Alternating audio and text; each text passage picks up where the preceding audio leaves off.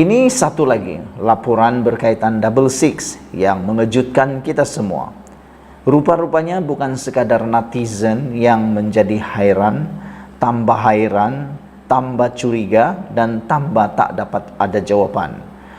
Antara yang teruja tentang laporan Double Six ialah pemimpin veteran DAP, yaitu Lim Kit Siang. Beliau menyatakan bahawa laporan siasatan nahas Double Six tidak sepatutnya dirahsiakan.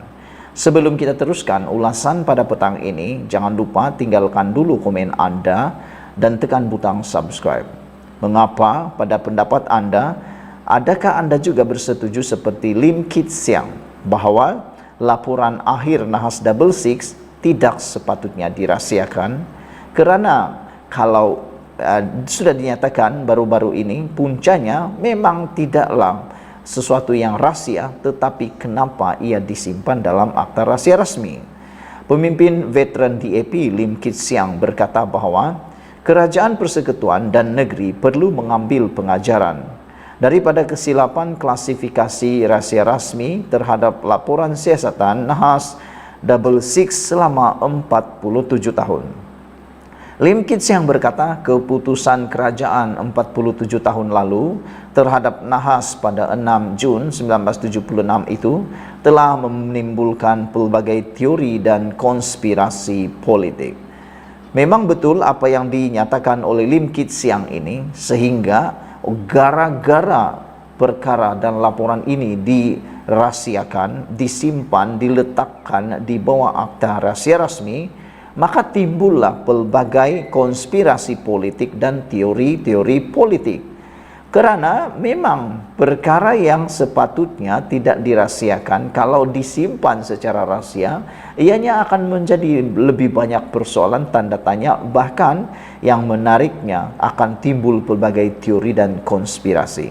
Kalau ianya dikeluarkan dengan segera, tepat pada waktu nahas itu berlaku, saya percaya tidak akan ada konspirasi yang timbul, tidak akan ada timbul teori-teori konspirasi yang sedang ligat viral di mana-mana pada ketika ini.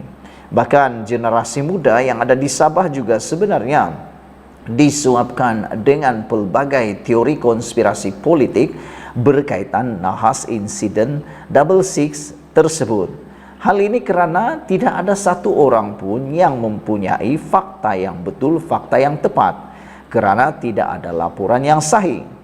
Oleh itu, apabila laporan yang sahih dikeluarkan, ramai orang seakan-akan terbingung-bingung, menjadi bingung kerana telah disuap berpuluh tahun berkaitan teori konspirasi politik. Akhirnya yang timbul bukan konspirasi politik.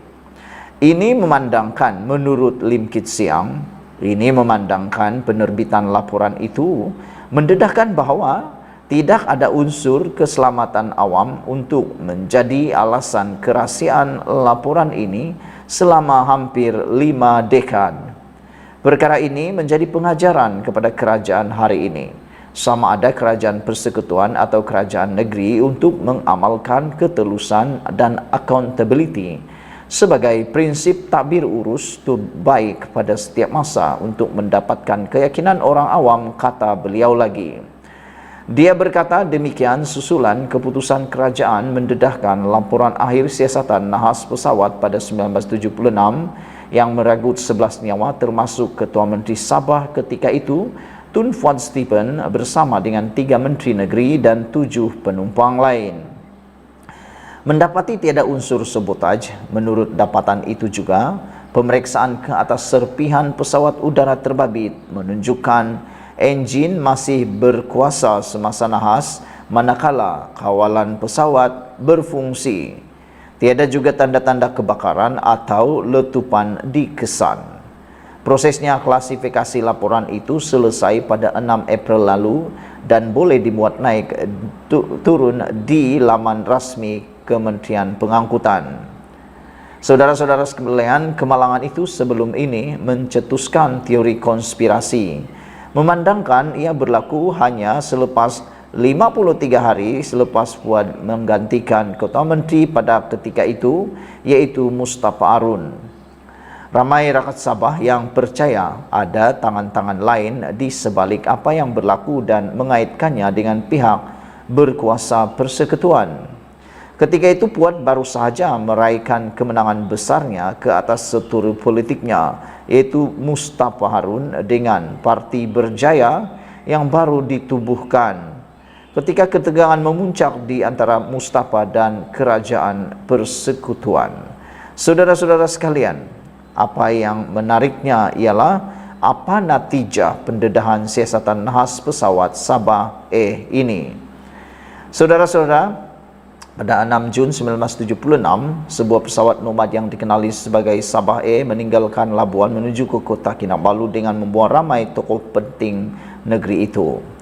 Tetapi ketika menghampiri kota Kinabalu, pesawat GAF N22B nomad itu terhempas di perairan Cetek di luar daerah Sembulan. Nahas itu merenggut nyawa 11 penumpangnya. Kemalangan itu memberi impak pada rakyat Sabah ketika itu. Fuad Stephen yang baru saja dilantik semula sebagai Ketua Menteri selepas hampir sedikit memerintah adalah antara mangsa berprofil tinggi yang terbunuh.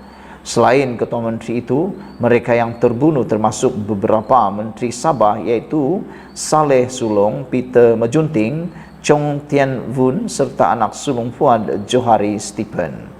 Minggu ini, hampir 47 tahun selepas nahas tragedi itu, Perdana Menteri Anwar Ibrahim mengumumkan bahawa kerajaan mendedahkan laporan siasatan persekutuan kepada umum. Selama ini, kerajaan belum memutuskan untuk menghebahkannya, menzahirkannya atau diturunkan taraf di bawah Seksyen 2C Akta Rahsia Rasmi 1972 Akta 88. Hari ini, Jemaah Menteri mengambil kira pandangan dikemukakan oleh rakyat Sabah selama bertahun-tahun dan juga tuntutan dibuat keluarga waris yang menginginkan maklumat terperinci. Mengapa banyak teori timbul? Corona pada masa siasatan adalah Ansari Abdullah dan dia membuat keputusan terbuka.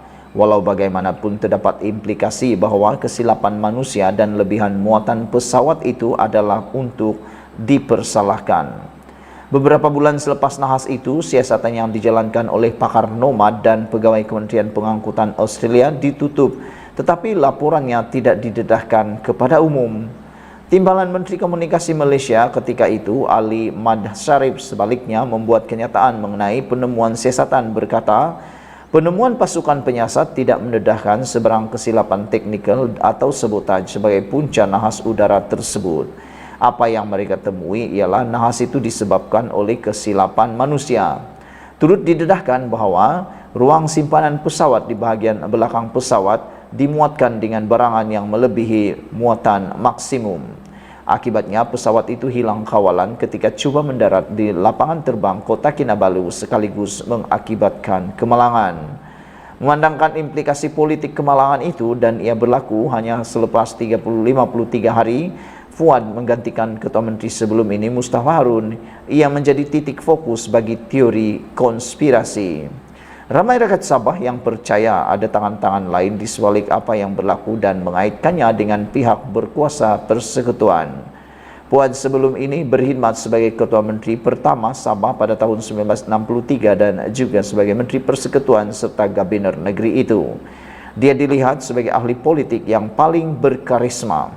Ketika itu Fuad baru sahaja meraihkan kemenangan besarnya ke atas seturu politiknya Mustafa dengan Parti Berjaya yang baru ditubuhkan ketika ketegangan memuncak di antara Mustafa dan kerajaan persekutuan.